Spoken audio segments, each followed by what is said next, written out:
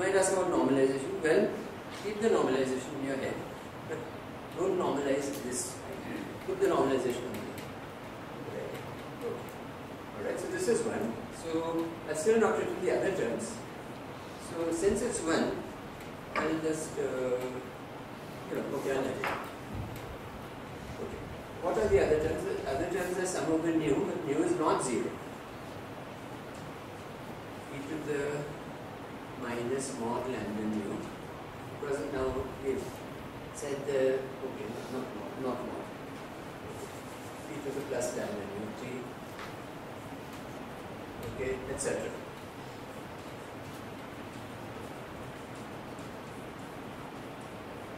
But since these are negative, real part negative, as t goes to infinity, they all become 0. And you're left with mu sub r 0. So as t goes to infinity, you just get mu sub r.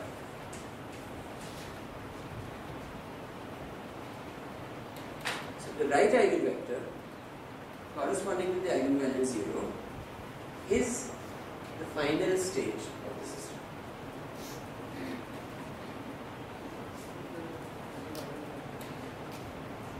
And we will prove in it, I'll give you a condition, I won't prove that it cannot.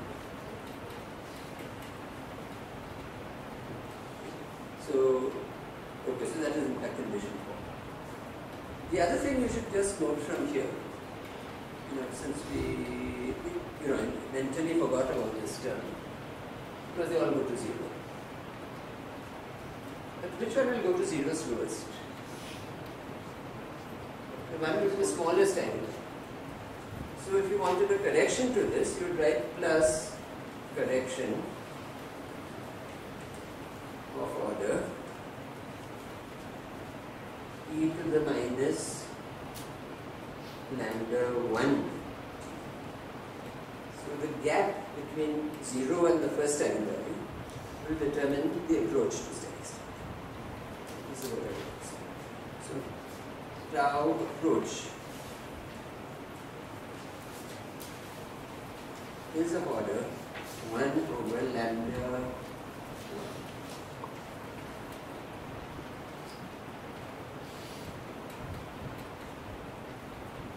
In general. Okay. We'll leave out some very exceptional things that can happen sometimes, but in general, by and large, I think in your young lives for the next 5 years you won't encounter object science. Okay, good. Now, okay, since I said it, maybe I should just. This depends also on matrix elements. Sometimes matrix elements vanish because of subsymmetries, and then it might be some higher eigenvalues. But let's discuss. Okay, number 4.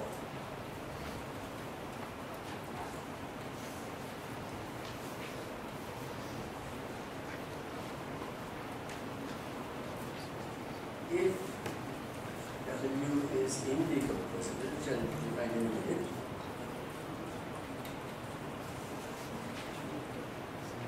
the steady state is unique.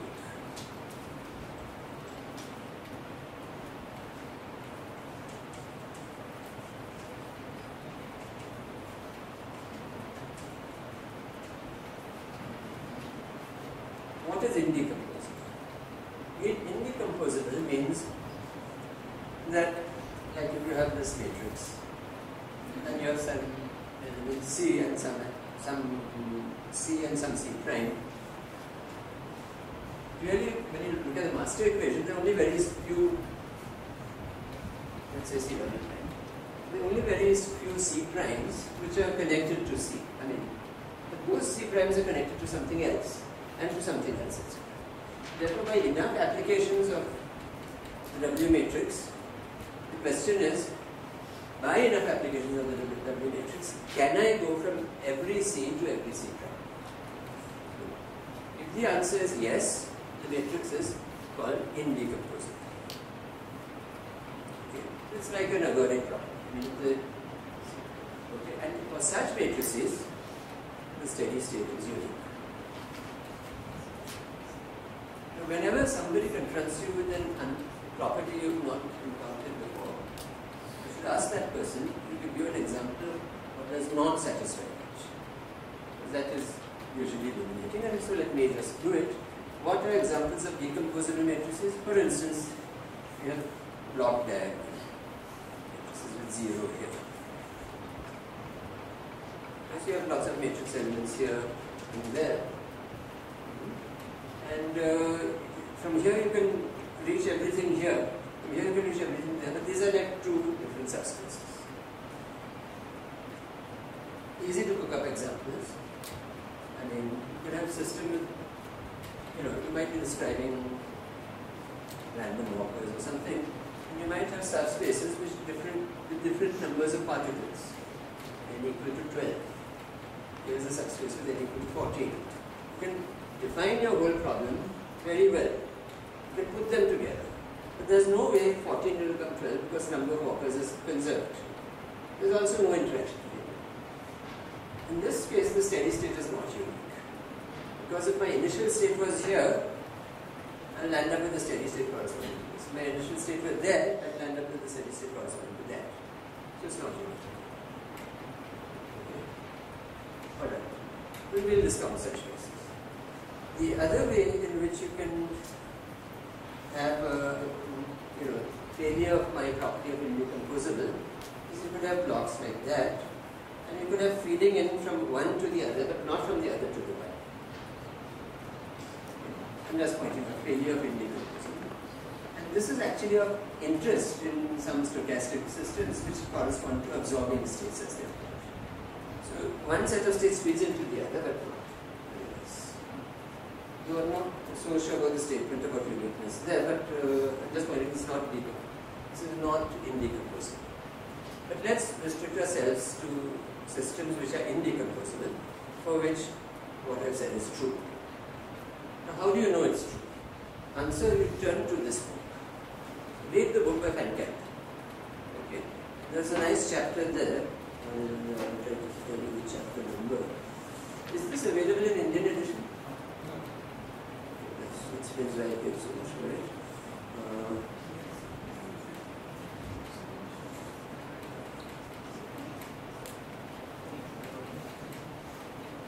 Okay, I mean, we'll find it there.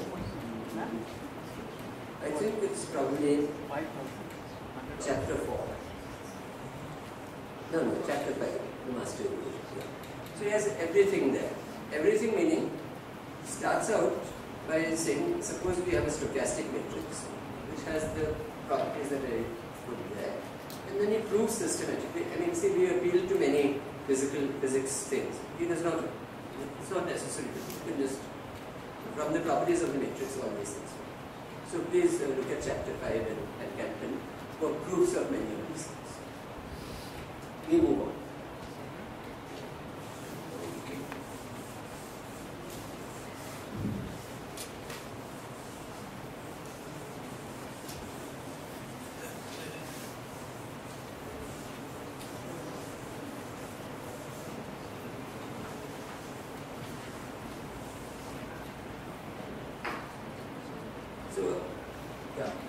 Talking a little abstractly about this configuration C, but what are these configurations?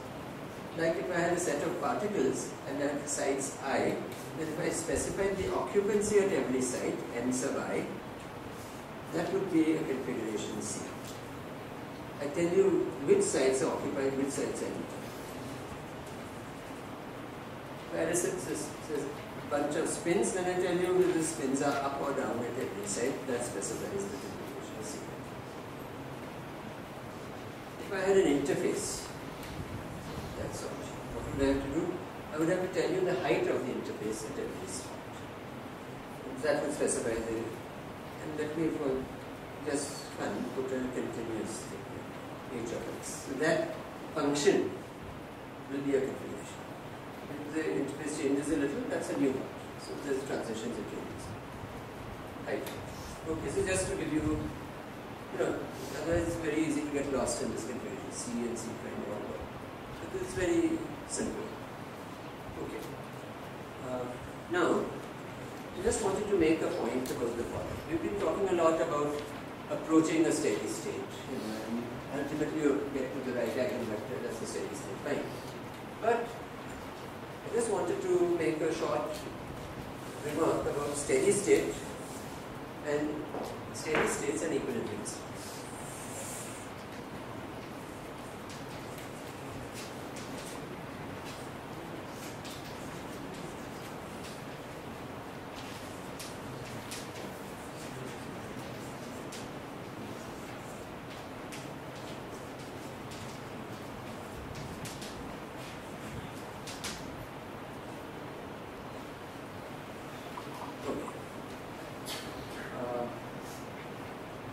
Let's refer back to the master equation which we rubbed out again.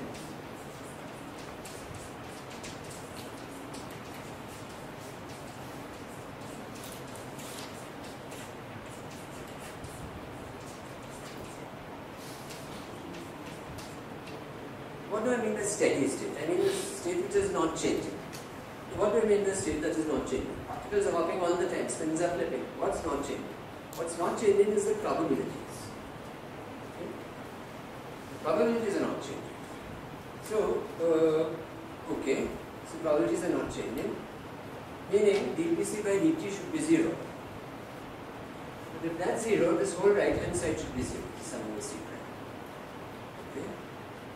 If I satisfy this right hand side being 0 for every c, then I've achieved steady state. Okay, so that's simple. Steady state is that. So let's just draw a picture. So how do we do it? Imagine we have some configuration C, some configuration C prime, and a bunch of configurations, e to the n of them. Lots of configurations. Most are not connected. Why are most not connected? That's because, I mean, how do you go from configuration C to C prime in real life? You make a tiny local move. So if you have a bunch of particles here, etc., I can't suddenly consider moves which will move this there and that. You could, but I mean we normally don't. Right? So normally what this might be. Next time maybe this will be, etc. So what I'm saying is that this configuration C, you can reach only a small bunch of C primes. It doesn't matter. You reach some. So let's say from configuration C you can go into a whole bunch of configurations like that. With what rate do you do it? With the rate WC to C prime. And what is the probability that comes along? That's P of C. So you can imagine each of these as a tiny contribution to probability current out of C. But of course there are probability currents coming into C. For instance, this configuration is sending something to C, and this may, and maybe this does, maybe this does. So you can draw a network of things that are coming in and going out, and each of these arrows corresponds to a particular term in this sum. So all I need is that the total number of yellow arrows in, or what is it in? Yeah, in equals the total number of white, not the number, sorry, not the number of arrows, but the total current carried by the, what I'm saying is that this, I'm just giving a pictorial interpretation. So the total current in should equal total current out. Then the probability won't change. That's sense reason. So this is the condition for steady state, and this should happen for every C. Okay. So this is, you should realize this means evident. Now, what about equilibrium? Equilibrium is a much more stringent condition. So every equilibrium state will be a steady state, but not the limits. Majority of steady states in the class of all possible problems is much larger than equilibrium states. Okay, so what is the condition of equilibrium? The condition of equilibrium is the one which looks at the net current between any pair of configurations. Okay, any pair. Let's say C to C prime. Okay, if there's a white arrow in, there better be a yellow arrow back. If there's a white arrow out, there better be a yellow arrow back. If there's a yellow arrow in, there better be a white arrow back. Everywhere. Such that the net current between any pair of configurations is 0. So equilibrium, so steady state just requires total in. This is this current, this total out. Into C, out of C. But this requires vanishing of net current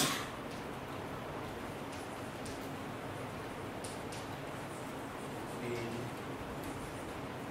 every C and C prime. So clearly the second will impact the first because you've achieved term by term vanishing. And then you must have encountered the name for this somewhere. So here you have a sum over a lot of brackets. Steady state requires the sum to be 0. The second condition requires each bracket to be 0. It's a very detailed condition, so it's called the condition of detailed balance. Okay. Right? So this is the condition of detailed balance. And equilibrium actually corresponds to detailed balance. If you like, this is the definition of it.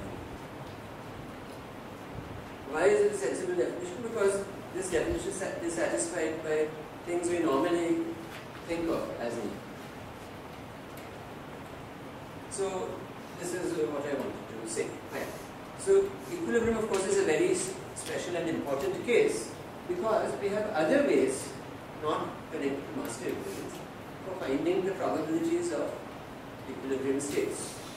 For instance, there is the Boltzmann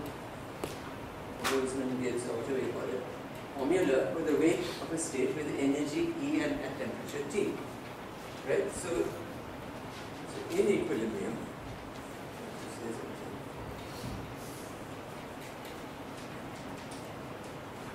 I'm just writing down this condition.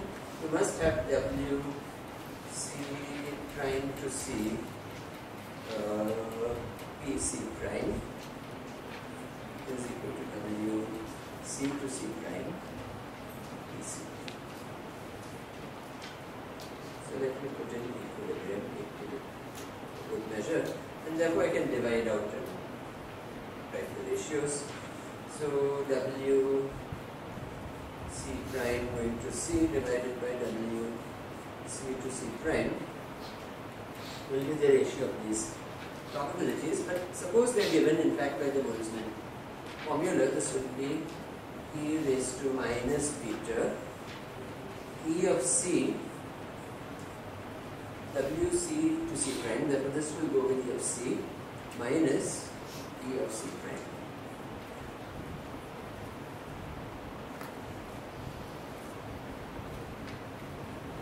Okay. Now I'll just tell you a little bit about the history of the subject. You know, people are very used to dealing with the equilibrium statistical mechanics as formulated by Boltzmann gives, and the whole many decades of the last century were occupied with working out the ramifications of these things, and that was a very important and useful exercise. And more than an exercise, it was sort of useful in order to understand many aspects of large systems. Now, then people began to ask, what about the dynamics of such systems? For instance, if you have an alloy or an Ising model or something, what about the dynamics of this? So then they began to think. There's an important paper by Glauber in the 1960s where he postulated some sort of dynamics for the Ising spins, which was not quantum mechanical but stochastic in the same sense that we are talking. But the thinking was rooted to the fact that you wanted to describe this system, which at least in the steady state is an equilibrium state, which was a very good attitude. In other words, what was attempted was the description of systems which ultimately would be in equilibrium. You knew that way. Therefore, in modeling such systems, through transition rates and master equations, you had to ensure from the beginning that this was satisfied. And this is guaranteed also that the system would be steady. Then Right? This is the way the field proceeded for a long time. At some point, the question arose, and people began to think, how are we modeling the system? Well, here we are modeling a QD energy function E, and then we are using this ratios to determine the W's. But then these W's themselves are pretty physical objects. Why can't I just model my physics through the W's? I have a bunch of particles, I know some rules plausible rules about hopping, and so that's the definition of the system. The dynamics defines the system. Well, then you ask, fine, you do it, but is your system in equilibrium or not? Then you become bold and you say, I don't care. If it's in equilibrium, so be it. If it's not in equilibrium, so much the better, it's something new. But that, the community is conservative, and this was sort of, people were astounded that people could even think this way for a while, but now it has become a norm. So what I'm trying to say is that, you don't impose this condition any longer when you study interactive particles. So you impose the physics through the rules of evolution, and you take the steady state you get. If it satisfies detailed balance, you can check later. Then you say, yes, I've actually described an equilibrium state. And if it does not, you don't have to. Okay, I just wanted to make a small philosophical.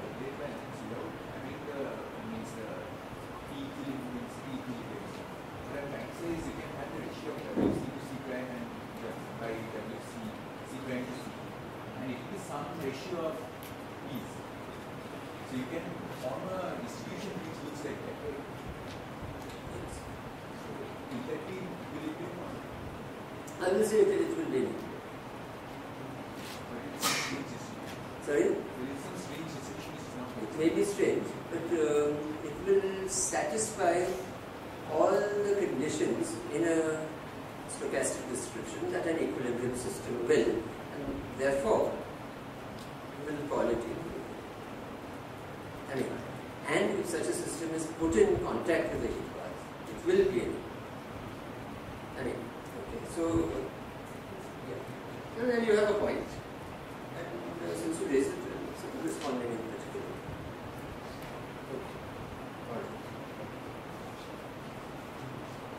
Okay, so as far as we are concerned, equilibrium is tantamount to detailed balance is tantamount to equilibrium, and if you like, Dave can confirm on what is equilibrium.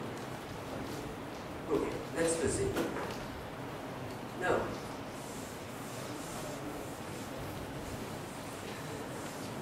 you could ask, if I satisfy detailed balance, is it guaranteed that I can write P of C in the form that I wrote, e to the minus beta times some n function? Answer is yes, it is guaranteed.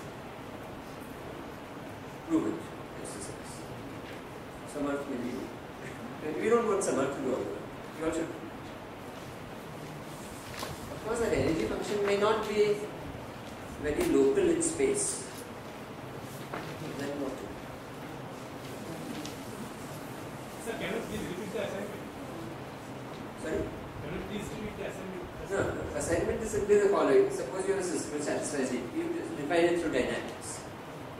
Now you satisfy the condition of detailed balance which I just prove that P that's P of C can be written in the form e to the minus beta e some function of C.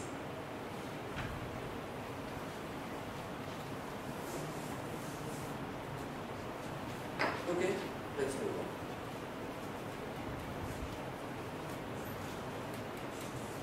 on. Okay, at this point, I think I should start talking about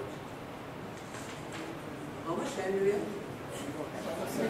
Oh, I thought I had 5 minutes. Isn't it true? There's still 5 minutes to go. Oh, then I'm sorry, you should have stopped me. Okay, I forgot I have to leave at 1:15. Okay, so, yeah, shall we stop? Okay. You're free to stop me when it's over time. I was waiting for 1 o'clock. Sanjeev, maybe you should exercise your dictatorial powers. No, I mean, everybody's hungry, I'm sure. I should stop. I didn't tell you.